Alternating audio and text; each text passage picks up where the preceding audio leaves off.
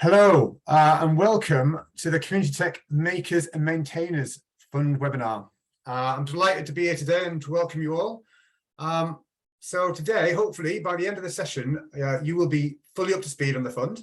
You'll have a better idea of if you're eligible to apply and be more familiar with the application process. So I'm Fergus Arkley. I'm a Digital Innovation Manager for Power to Change, and I'm responsible for the management of this fund and the Community Tech Programme. Today, you're going to hear from Cassie Robinson, who helped lead on the design of the process. So talked to many community businesses about what they're looking for from Community Tech and fed that all into the design of this initial funding round, Makers and Maintainers Fund. And then we're also going to hear from Julia Darby, who is Director of Community Care Connect and who's doing Community Tech, and she's going to share with us some, from a community business perspective, some of the activities they do around care, maintenance and repair of the community tech that they work with. And then finally, we've got Edward Walden, who's sitting in the background and hopefully helping with organising the questions as they come in, answering which ones he can, and then forwarding them on to me so I can answer them at the end of the session.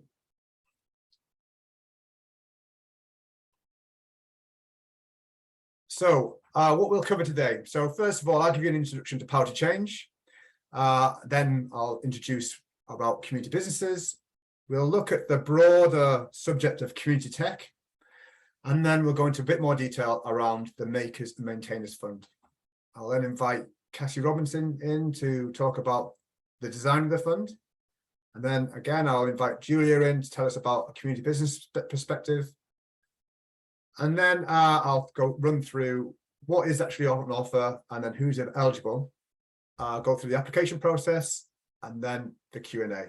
So this is roughly going to take 45 minutes, and the split's going to be around 30 minutes of talking and 15 minutes of answering questions, but who knows, you might finish a bit quicker. At the bottom of your screen, you'll see a little indication saying Q&A. Basically, I'd like that. If you click on there, you're able to go in there and ask questions. And that's the main way that you will be able to engage with us in terms of asking questions as we're going through the process.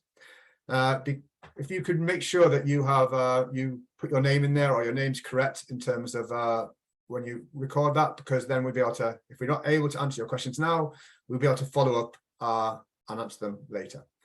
Again, at the end of this, if you still have any questions, then please come through to communitytech@powertochange.org.uk. So a bit more about Power to Change. So we're an independent trust that's here to basically strengthen community business in England.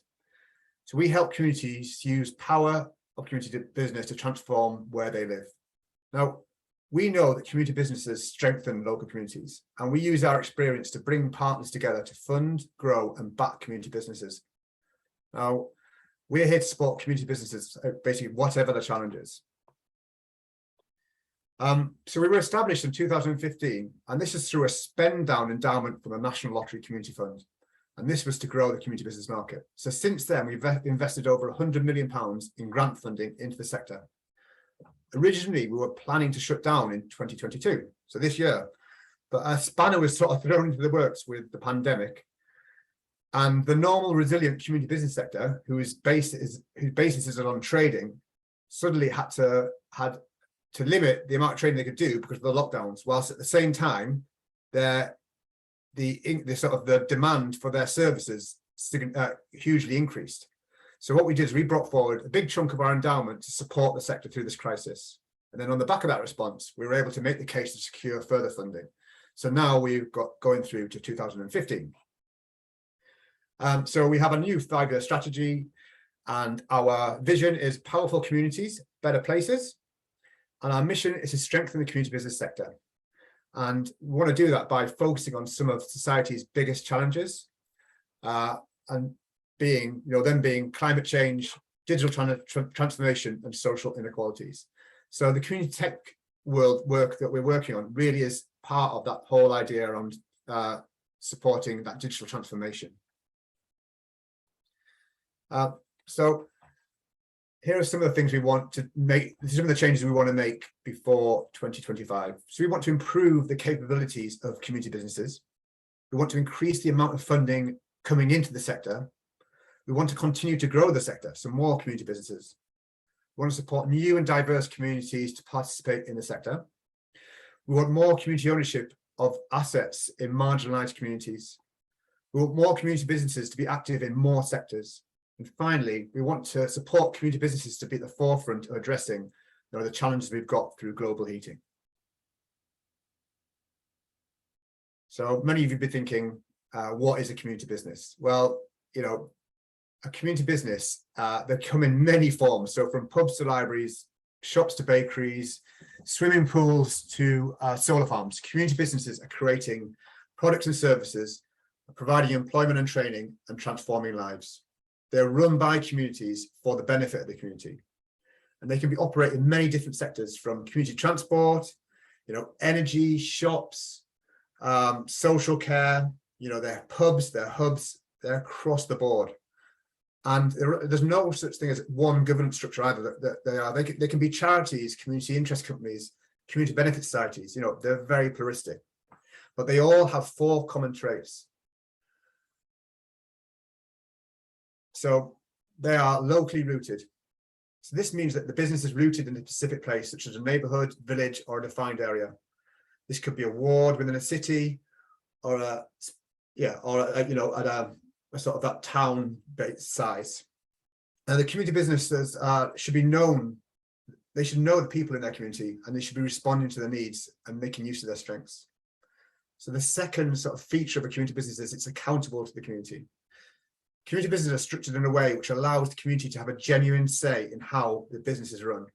And there are many ways of doing this. So this could be through ownership, through community shares. It could be through membership, through a charity or a kick model, or it could be through regular and ongoing, genuine local consultation with the local community.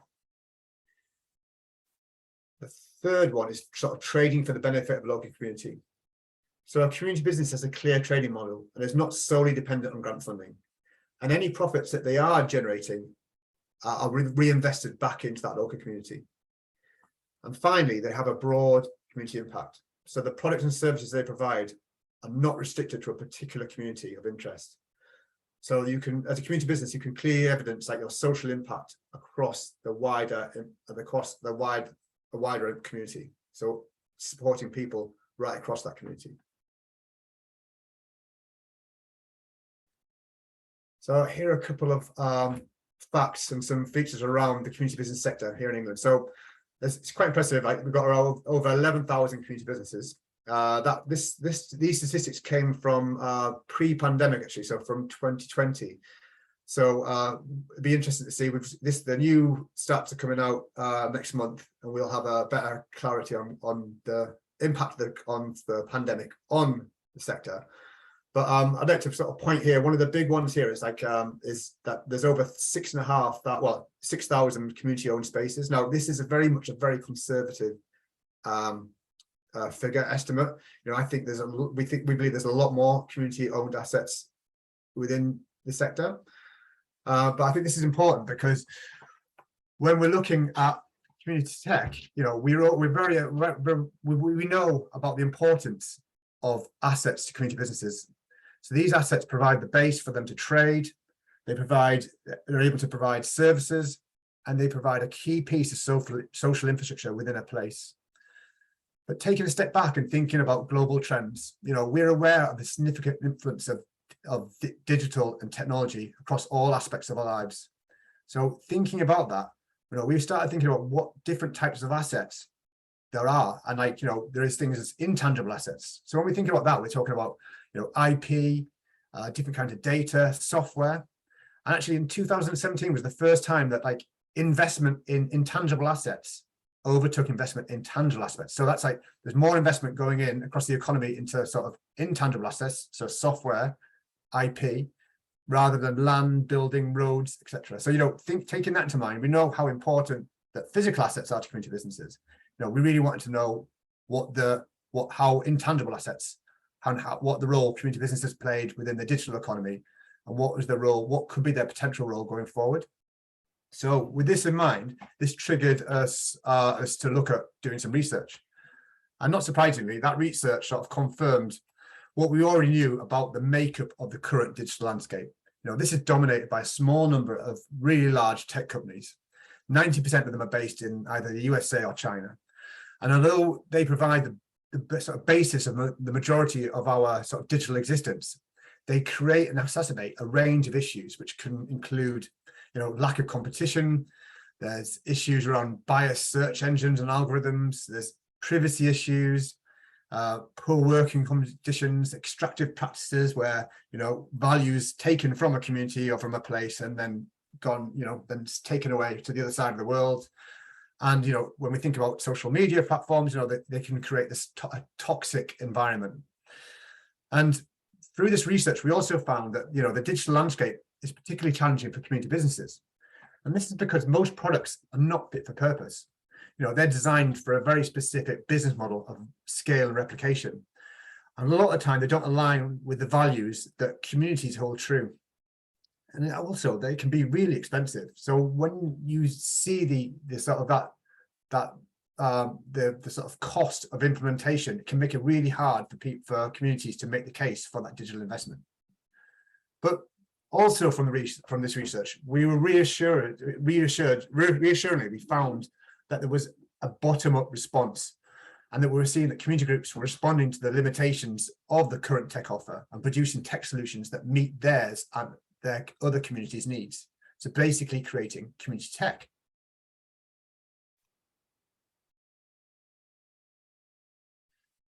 So when thinking about community tech, I think it's worth sort of understanding some examples. So when I talk to people about community tech, quite often they jump to Facebook as being the solution. Now, this is understandable because it's predominantly the sort of software of choice when you are thinking about setting up an online group for your community.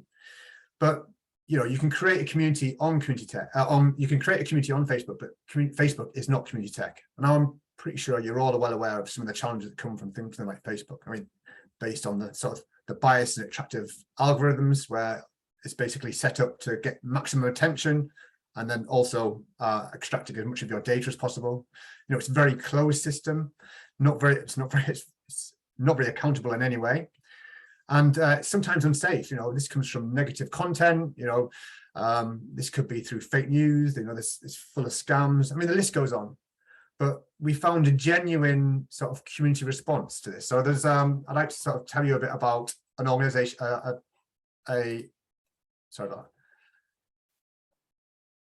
community business up in the Northeast called Chili Studios. So they're an art-based charity who work predominantly with people living with mental health challenges. And through the pandemic, they were delivering a lot of their services online, and they were using Facebook as the main means for that.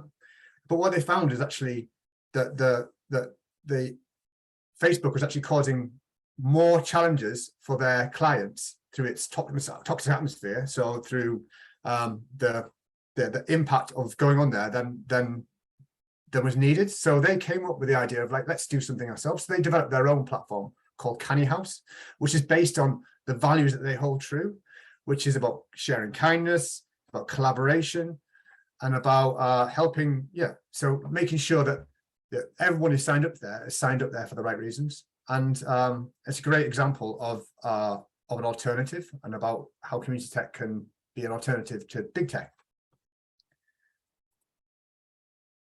Another example is the Bristol Cable. Now, one of the things that we found, and a common feature across all community businesses, is that they're very pluralistic in nature. They're all very different. You never really find one that is exactly the same as another. And this is where off-the-shelf technology sometimes fails them, because they're designed around a very linear business model, which is based on replication and scaling. And basically, community businesses don't work that way. For example, like a community pub, rather than when they get to a stage where they're thinking about scaling and what's next, they don't think about opening a pub somewhere further down the village or in the next village along. No, what they're driven by is about social growth. So what they're looking to do is set up what is it their community needs. So the next thing they do is around a food bank or potentially a toy library. I mean, who knows? But basically, it's a different kind of growth which needs a different kind of digital and technical solutions. And this is the case for the Bristol Cable. So the Bristol Cable is a community media organization based in Bristol, and it's owned and powered by around just under 3,000 subscribing members. So they found the case that they found themselves is that they needed the tech to support themselves, and they couldn't find a sort of a comparative off-the-shelf like customer relationship management system. So they developed their own a membership relationship management system. And basically this helped them manage their subscriptions, payments, helped them to engage with their members, helped to tailor content.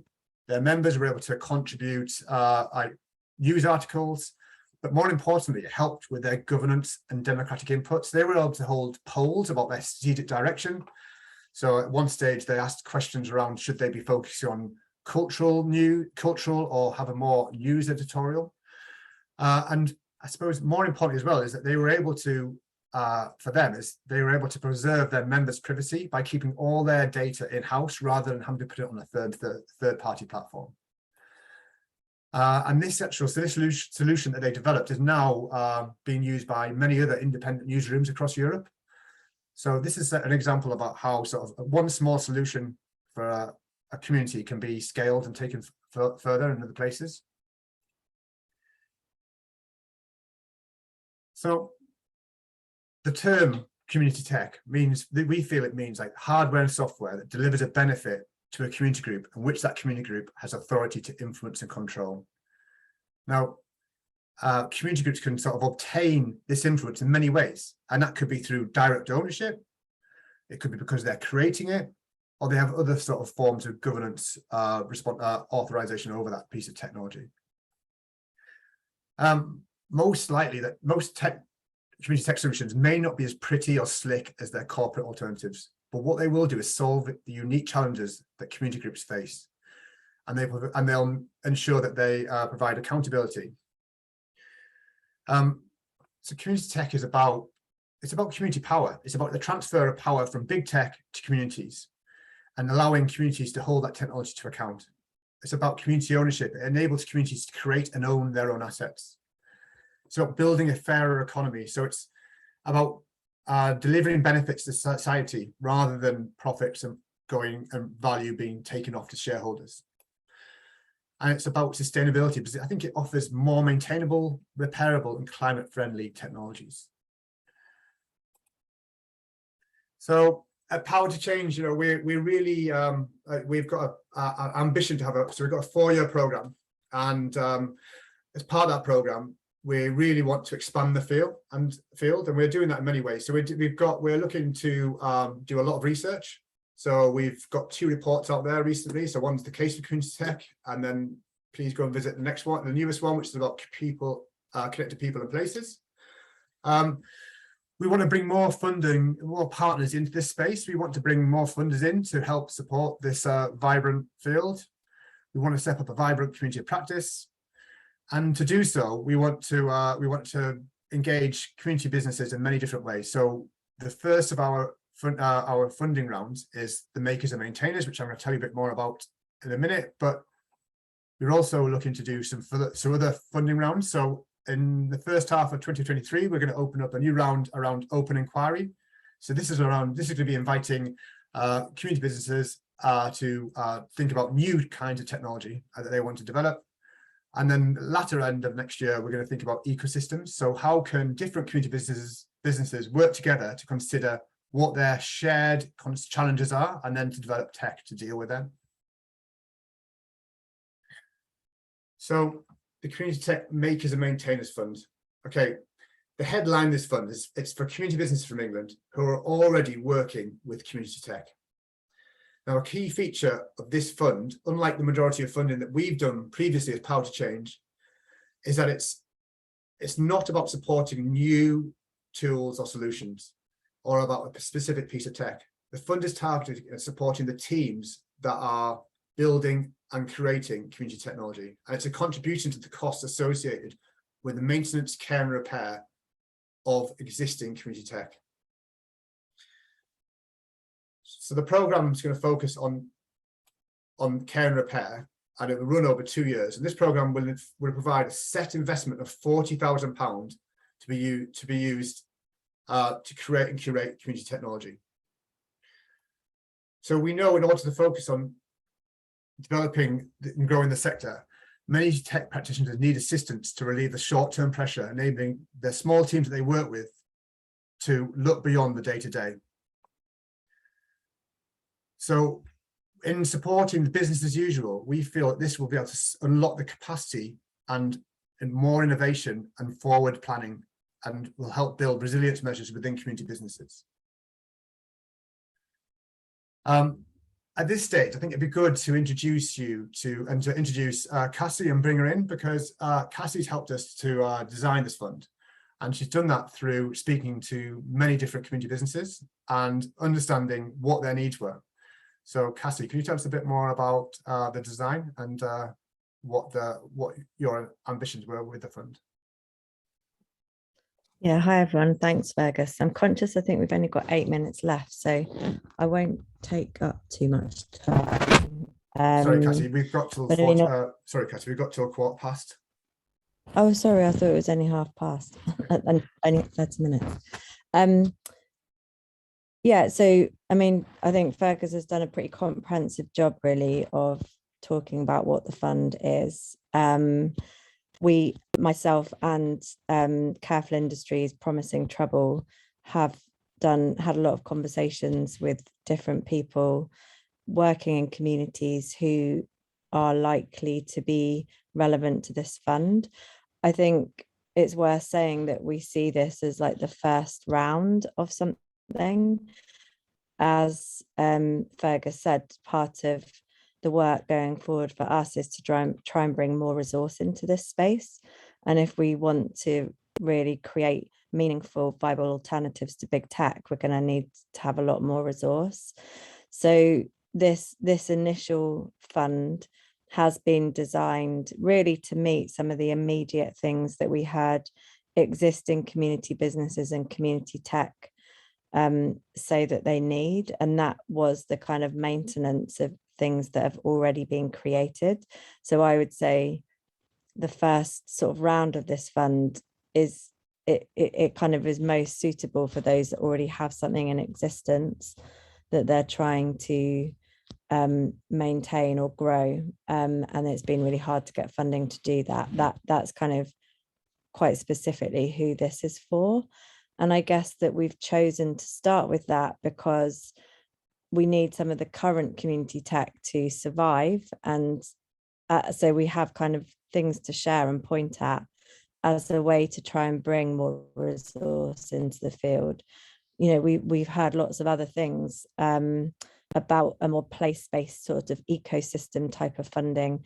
We also know that there's actually quite a lot of people that would love a bit of funding just to think through what they might do in this space, because actually it's been so easy for all of us to default to using the dominant tech that's out there, even though it hasn't felt aligned with our values. But to do something different requires space, time, different kinds of expertise maybe, and so we kind of really recognize that as well. And that's something that I'm hoping, like going forward, we'll be able to do some funding that might be more about creating space for those kind of inquiries or deep dives into what might be possible. But this initial fund really is for those that have already been doing some of this and just need some funding to keep it going. And then I think the other important part of the funding is that we're sort of adding a percentage on top of it so that everyone taking part can really contribute to the idea of a kind of commons, like how can we create a culture of contribution and sharing and commoning so that anything that's created can be easily picked up and adapted by others into their local contexts. Yeah, I'm not sure anything else, Fergus, that you think I have missed out. That's really useful. I think it's given us some really good context about where we've come from with this, bits that I've missed potentially. But yeah, that's really helpful. Thanks, Cassie. So let's move on and look at the what and look at what you need to meet, sort of the criteria that you need to meet. So first of all, you need to operate within England and at a local level.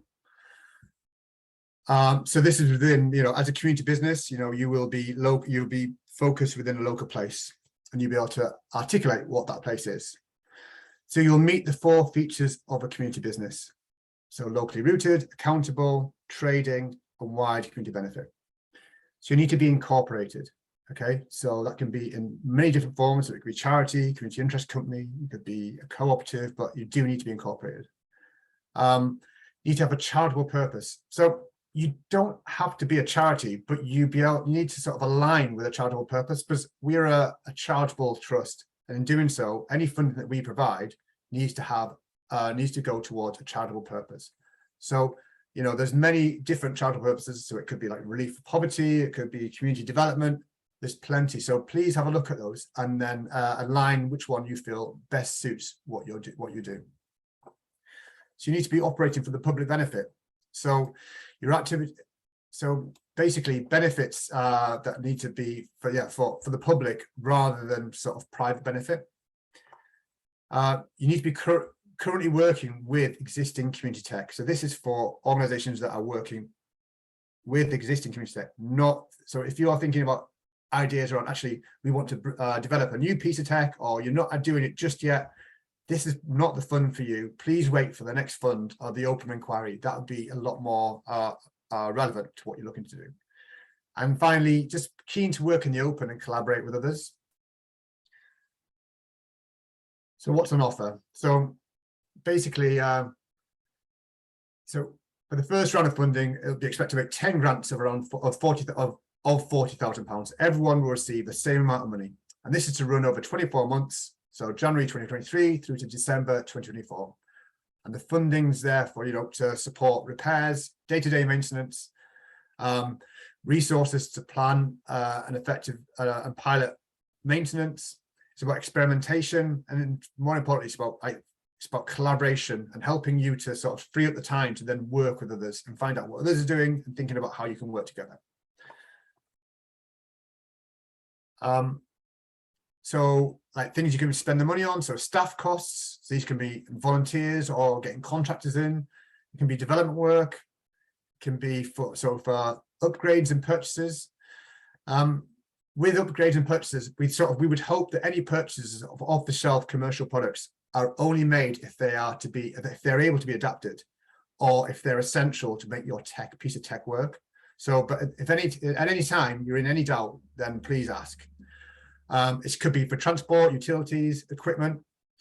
But one thing we also want to do is we want you to sort of consider that we'd like 20% of the funds to be sort of set aside to allow you time to collaborate with others and to engage with the program.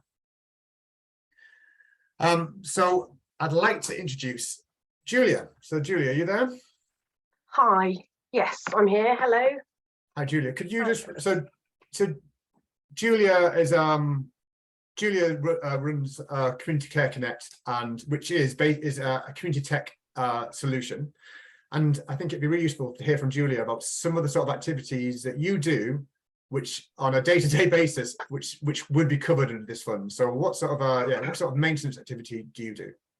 Yeah, sure. Thank you. So we support place-based organisations to develop new services that fill care gaps, essentially, in brief. And we've been working for a couple of years now with our platform partner Made Open, in a great relationship there. But the sort of day-to-day ongoing work, there's a couple of areas really I think that relate to this programme. The first is platform development, I think really obvious one. So there's always something arising for us, either as a result of user feedback or our own developing requirements. So we've got a new impact evaluation programme, and we're looking to improve the impact reporting functions on the platform there. But for some of the sort of the user feedback, user testing stuff, it's hard to say what those issues are until they actually arise. If we then have to go out for funding to get that work done, we face a lag, which isn't great for our customers. So having a sum already in place through a fund like this would really speed up that sort of ongoing iterative improvement and development process. In terms of day-to-day maintenance, we had previous power to change funding, which is coming to an end now, but we recently varied some of that grant to cover a part-time post to continue testing and working with end users on user experience, and to help create platform guides and resources to better support our customers and their end users. That funding's now been used up, but that work needs to carry on so that we can support our customers in the best way, and to ensure that we're ready for scaling up over the next year or so. The third area really is around sharing. So we're always really interested in developing our peer support networks across our activities for care connectors, for seekers, and for care workers. We're really into sharing open and the learning in the open. And we need to develop long-term strategy for ensuring stewardship of the platform. So at the moment we're a CIC, but we're considering conversion into a platform cooperative where our customers essentially become members and control the platform, or some other form of collaboration, which ensures that in the long term, the platform's there for community benefit, whatever that might look like. But that work does need resourcing. And finally, our customer pipeline is really strong, but it's taking organisations much longer to come on board and launch their new services than we'd originally forecast. So we've got quite a significant lag on our projected earned income to this point.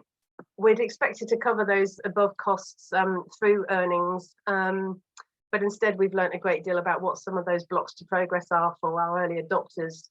And some of that is about our tech. So having that space to learn is actually a really important part of the process, and developing strategies to help our organisations to deal with those blocks to progress. That's it, Fergus, thank you. That's great, Julia. Thank you. And it gave us a real good sense of some of the activities that people do on a day-to-day basis in terms of maintaining their tech. Okay, so I'm seeing some of the questions coming in. I'll get to them at the end. But yeah, let's just get through and have a look at the application form. So as part of the application process, we have a set of 5 questions that we would like people to consider in terms of their community tech. So what we want to do is answer at least be able to answer the first one. So you have your community technologies accountable to your local place. So we want you to look at this, but then you have an option of selecting another 2 out of the remaining 4, if that makes sense.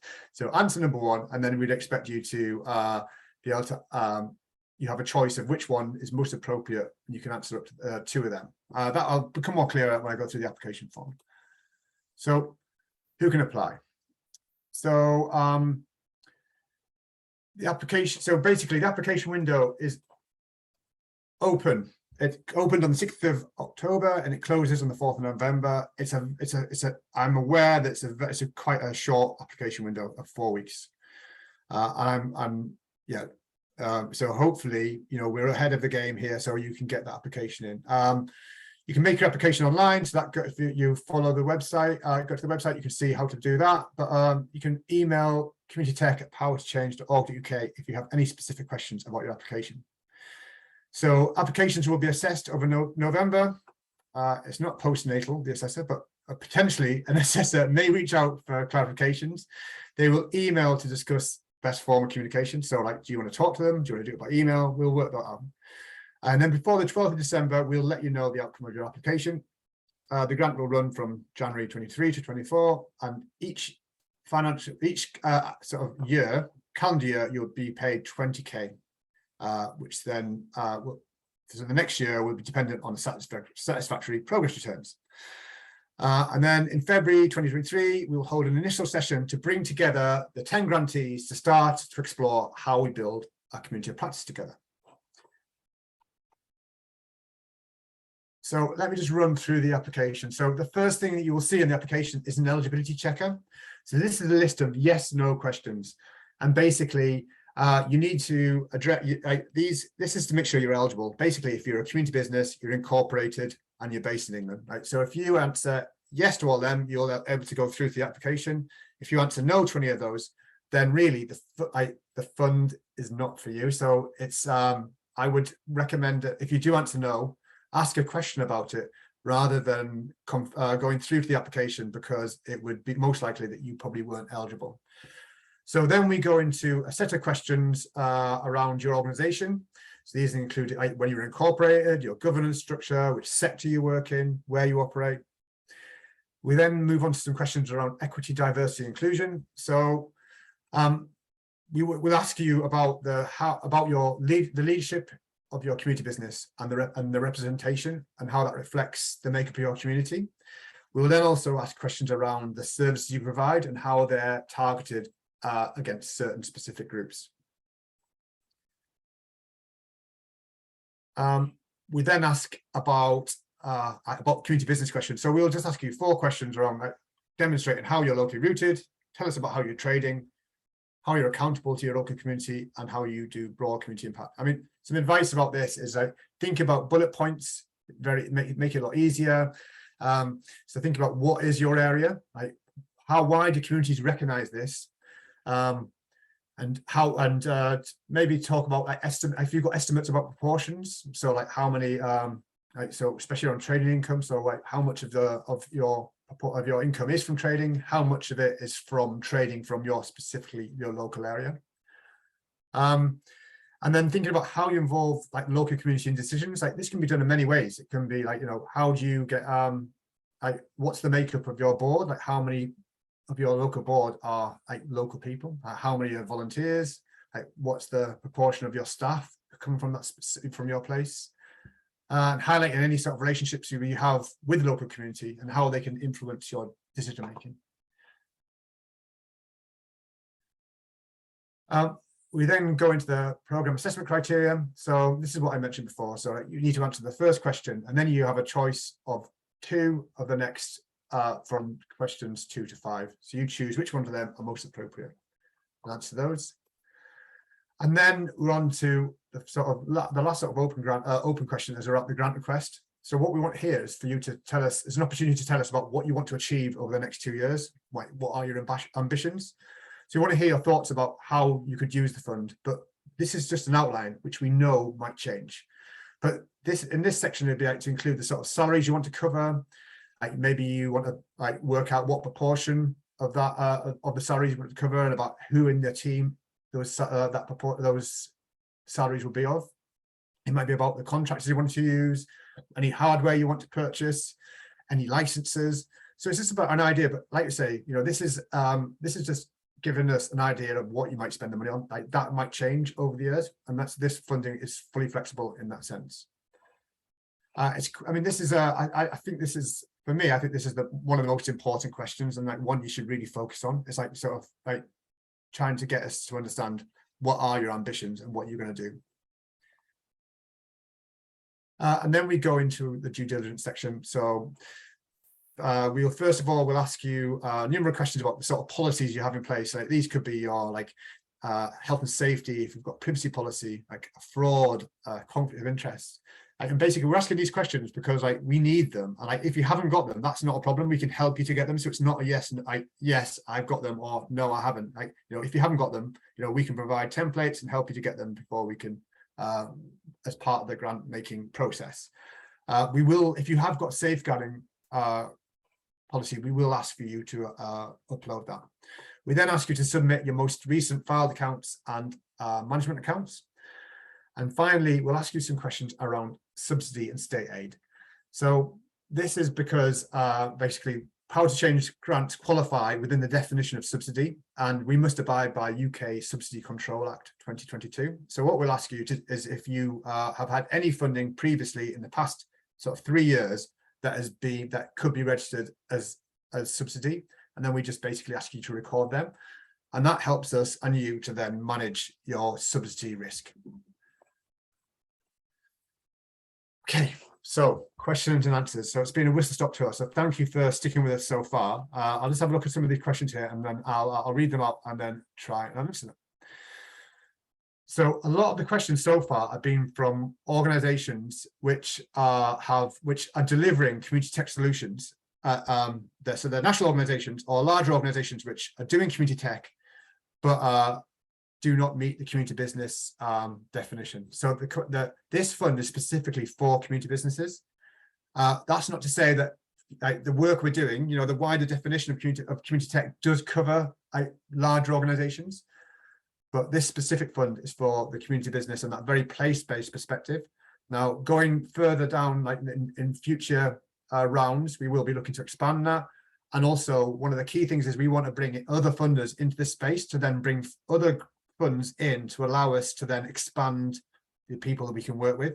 So as Power to Change is here for community businesses, that's the reason why we're having to keep it at that place-based level at this stage. So what we've got here, so it's